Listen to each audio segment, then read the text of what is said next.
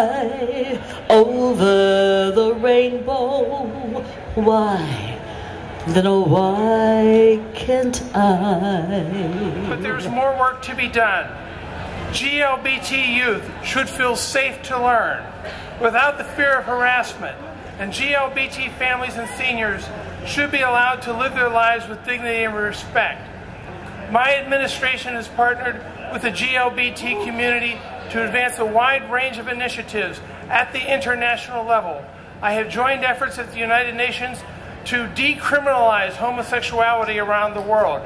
Here at home, I continue to support measures to bring the full spectrum of equal rights to the LGBT Americans.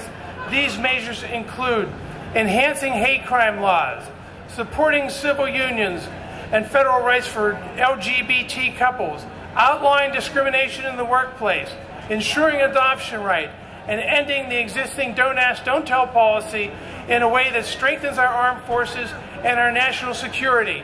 We must also commit ourselves to fighting the HIV and AIDS epidemic by both reducing the number of HIV infections and providing care and support to people living with HIV across the United States. These issues affect not only the LGBT community, but our entire nation. As long as the promise of equality for all remains unfulfilled, all Americans are affected. If we can work together to achieve the principles upon which our nation was founded, every American will benefit.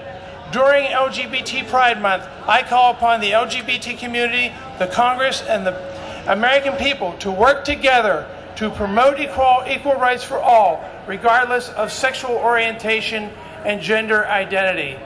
Thank you, President Obama. Do you believe it's time to end legal discrimination against GLBT people in this community? Are you ready? Are you ready to work to get it done? I got to tell you something. Many of my colleagues in the state legislature don't believe they even have any gay, lesbian, bisexual, or transgender constituents. We've got to let them know that everybody has GLBT constituents that deserve to have their rights protected. Now, we've made a great deal of progress throughout this country this last year and for the last decade. 20 states now prohibit discrimination against GLBT. We now have several states who provide rights for same-sex marriage. Gender identities.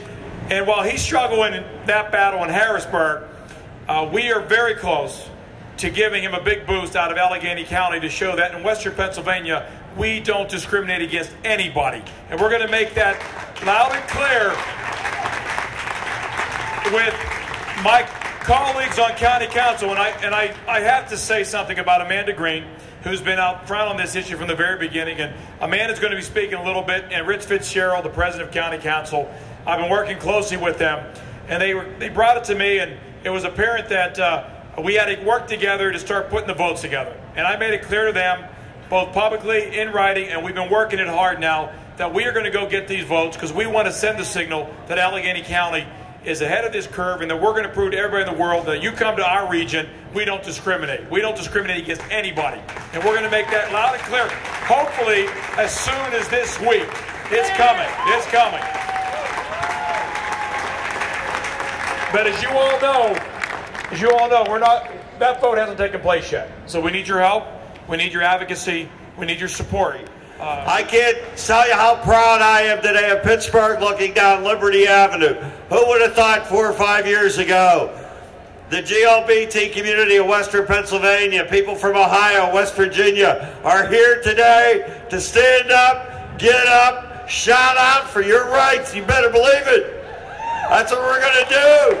And it doesn't stop in Pittsburgh. You go home to Mount Lebanon and Fox Chapel and Turtle Creek, and you tell your town councils you want resolutions in support of equal rights in Pennsylvania. You want resolutions from your local city council supporting Dan Frankel in his fight for justice and your rights in Harrisburg. That's what we're going to do, right?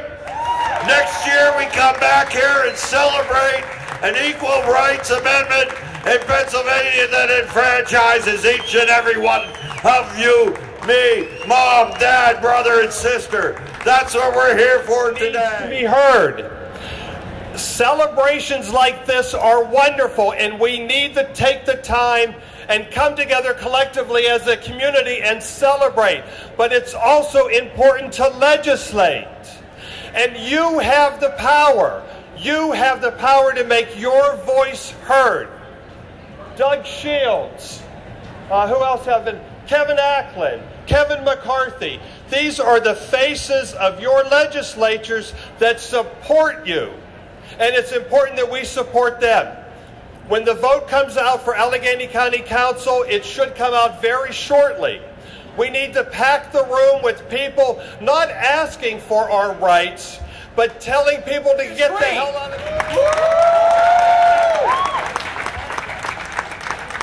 But the city of Pittsburgh has been not only green for the last 15 years, they've been green and blue and yellow and purple and pink and all the colors of the rainbow.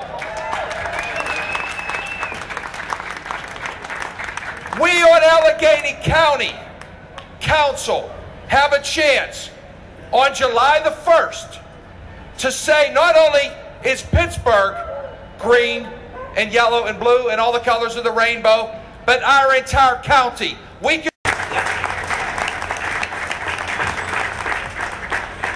Representative Frankel has been very supportive of our efforts here on County Council, and we are happy that we are on the verge of passing this bill to give him the boost that he needs in Harrisburg so that we can get something passed statewide. Thank you, Representative Frankel. To our city legislators and to the mayor. The city has been very supportive in speaking with County Council about the bill and giving us ideas. And I've been very appreciative of that because for County Council, this is a whole new area for us. We haven't done this before. This is brand new. So we rely on those who've gone before us and their experiences. And with the city being the leader here and having their law in place for nearly 20 years, why not draw on that huge resource and learn from what they did? And that's what we've been able to do on County Council. So I thank our city leaders, the legislators, and the mayor's office for helping us on County Council.